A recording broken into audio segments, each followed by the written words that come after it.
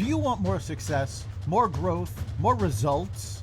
Then it's time for the Boundless Success Accelerator from the Modern Observer Group. This isn't your average coaching program. It's where top performers come to dominate. Weekly group sessions, on-demand coaching, a community that's got your back, and a power-packed library of tools to supercharge your business and career. No more excuses, no more waiting. Get in, level up, and start building the life you've been dreaming about. Visit us at modernobserver.com/boundlesssuccess to join today. Let's get you to the next level. We're here because the news is being distorted. We're here because people are being inundated with misinformation on social media. We're here because people are being judged guilty until proven innocent. We are fighting back with facts. This is not a safe zone, so buckle up, Buttercup. This is the raw, naked truth.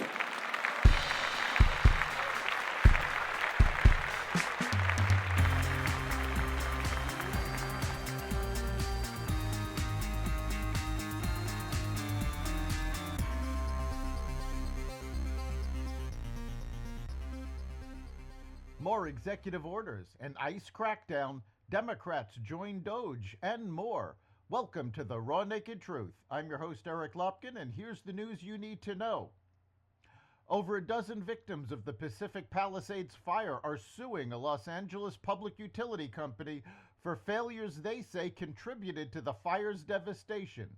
The lawsuit, filed last week on behalf of community residents and a pizzeria owner, accused the Los Angeles Department of Water and Power of being unprepared for the Palisades fire and allowing a critical water supply to remain dry before the inferno that lawyers said was the worst natural disaster in the history of the city of Los Angeles, according to court documents.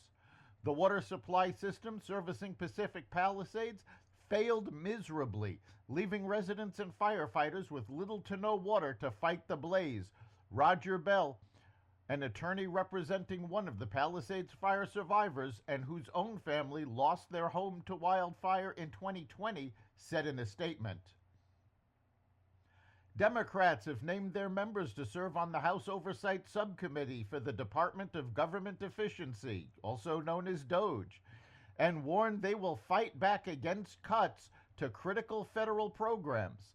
The newly minted agency, a key promise of President Donald Trump's re-election campaign, is tasked with slashing government waste and providing increased transparency when it comes to government spending. It was created via executive order on Monday. Representative Melanie Stansberg of New Mexico announced on X Tuesday that she will serve as the ranking member. The flurry of executive orders continues. President Trump signed an executive order rescinding Biden-era restrictions on oil drilling in the Arctic Ocean and Bering Sea and will further encourage oil development in Alaska. Additionally, the Trump administration is preparing an executive order that would halt federal funding, at least temporarily, for a risky and controversial kind of research into viruses that makes the pathogens more dangerous or contagious. The goal of the order would be to stop scientists with U.S. funding from conducting gain-of-function research on viruses that could endanger human health, people familiar with the plan said. Some viruses, such as H5N1 bird flu pathogen, might be exempt from the order, one of the people said. The order hasn't been finalized and its specifics are a work in progress, but gain-of-function research is suspected to have caused the COVID-19 pandemic. Immigration and Customs Enforcement in the first days of the Trump administration has made more than 460 arrests of illegal immigrants between midnight January 21st and 9 a.m. January 22nd, a 33-hour period. ICE enforcement and removal operations arrested more than 460 illegal immigrants that include criminal histories of sexual assault, robbery, burglary, aggravated assault, drugs and weapons offenses, resisting arrest, and domestic violence. Agents arrested nationals from a slew of countries, including Afghanistan, Angola, Bolivia, Brazil, Colombia, the Dominican Republic, Ecuador, El Salvador, Guatemala, Honduras, Mexico, Nicaragua, Senegal, and Venezuela. The White House has unveiled a groundbreaking initiative to enhance the security of internet-connected devices in American homes. The U.S. Cyber Trust Mark, a new cybersecurity safety label, is set to appear on smart products sold in the United States later this year. This program aims to help you make informed decisions about the safety of the smart devices you bring into your home. President Trump redesignated the Houthis as a foreign terrorist organization on Wednesday, 4 years after his first administration made an identical move. In an executive order signed on Wednesday, Trump said that the terrorist group threatens the security of American civilians and personnel in the Middle East, the safety of our closest regional partners, and the stability of global maritime trade.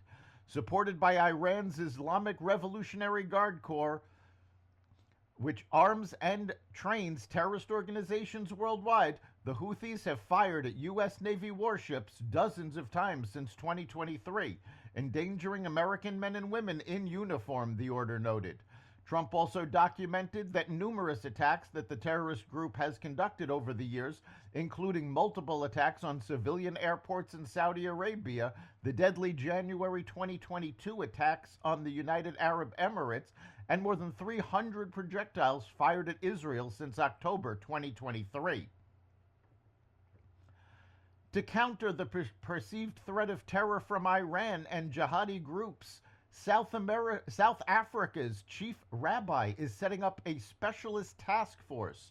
Chief Rabbi Dr. Warren Goldstein was spurred into creating the group after a bomb attack at a Jewish center in Cape Town last month. An improvised explosive device was thrown at the Samson Community Center but failed to detonate. The center is home to several South African Jewish organizations. The Counter-Terror Task Force will make recommendations to protect places of worship, schools, and community centers. South Africa's Jewish community, like other Jewish communities globally, faces heightened risk of terror attacks, Goldstein stated. The Iranian regime is the world's chief exponent of state-sponsored terror and have made it their strategy to target Jewish communities worldwide. With this in mind, the findings of the task force will be applied not just in South Africa, but globally. That's the Raw Naked Truth.